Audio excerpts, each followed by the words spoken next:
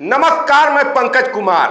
क्या आप यूपी में किसी ऐसे चुनाव की कल्पना कर सकते हैं जिसमें जाति की बात ना हो, जिसमें धर्म की बात ना हो? ये बात मैं इसलिए कह रहा हूं क्योंकि 2027 में यूपी में विधानसभा चुनाव होने वाले हैं और इस चुनाव में एक तरफ होंगे योगी आदित्यनाथ, जो बटोगे तो कटोगे का नारा देते हैं, जो 80 और 20 में बंटवारा करते हैं, जो सनातन की बात करते हैं, जो मंदिर की बात करते हैं, जो गौ माता की बात करते हैं, या दूसरे शब्दों में कहें तो योगी आदित्यनाथ पूरी तरह से कमंडल की सियासत करते हैं। वहीं दूसरी तरफ इस चुनाव में होंगे अखिलेश यादव, जो पीडीए की बात करते हैं। और अखिलेश यादव के पीडीए का मतलब है पिछड़ा, दलित और अल्पसंख्यक। वो पिछड़ों के आरक्षण बढ़ाने की बात करते हैं। अखिलेश यादव जातिगत जनगणना की बात करते हैं और निश्चित रूप से उनका पूरा सियासत मंडल आधारित है।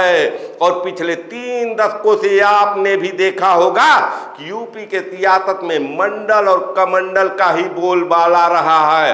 ऐसी स्थिति में क्या पूरा सियासी समीकरण बदलने वाला है? 2027 में जाति और धर्म की दीवारें टूट जाएंगी? ये बात मैं इसलिए कह रहा हूं क्योंकि इस समय देश के सियासत में एक नए पार्टी का उदय हुआ है, काकरोच जनता पार्टी सीजेपी, जिसने हाल ही में एक आंदोलन जंतर मंतर पर किया और पिछले 12 सालों में पहली बार मोदी सरकार, दिल्ली की सरकार को झुकाने का काम किया।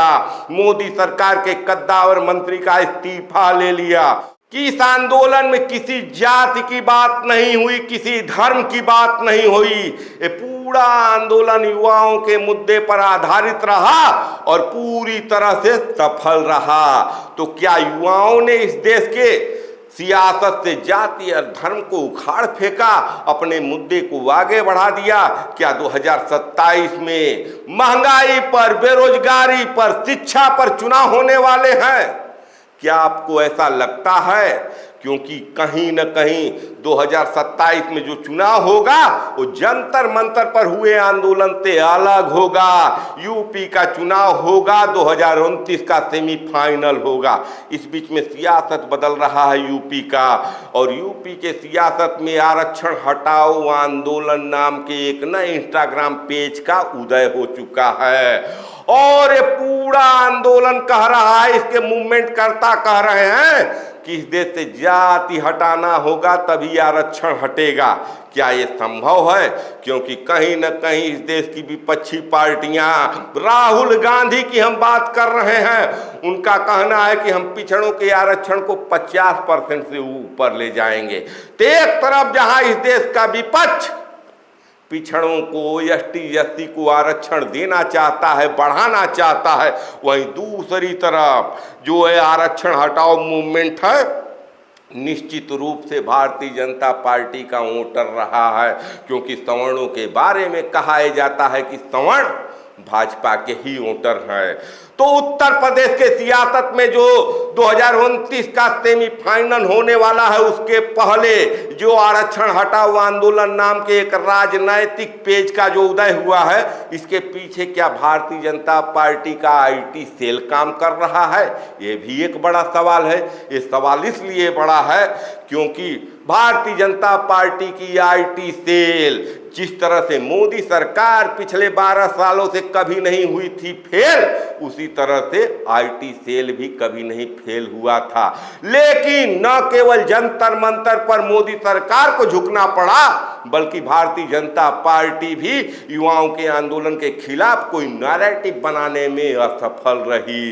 तो क्या ये आरक्षण हटाओ आंदोलन नाम का जो पेज बना है वो भारतीय जनता पार्टी के आईटी सेल द्वारा चलाया जा रहा है? क्योंकि कहीं न कहीं अगर उत्तर प्रदेश के चुनाव को जीतना है तो जातिगत आधार पर बंटवारा करना ही होगा। बटोगे नहीं तो चुनाव जीतोगे नहीं। ये फार्मूला है उत्तर प्रदेश में। निश्चित रूप से ये चुनाव बहुत ही दिलचस्प होने वाला है। और जिस ढंग की हलिया मूवमेंट है, हलिया आंदोलन है सीजेपी का, और जिस ढंग से एक नए इंस्टाग्राम पेज आरक्षण हटाओ आंदोलन का उदय हो रहा है, उसके बाद कहीं न कहीं निश्चित रूप से योगी आदित्यनाथ का भी नैरेटिव फेल होता हुआ दिख रहा है और पीडीए का फार्मूला भी फ्लॉप होता हुआ दिख रहा है। क्या यूपी चुनाव पिछले 3 दशकों के इतिहास को दोहराएगा या एक नया समीकरण, एक नया इतिहास रचेगा? इस बारे में आपकी क्या राय है, क्या विचार है? अपने कमेंट कर जरूर बताएं।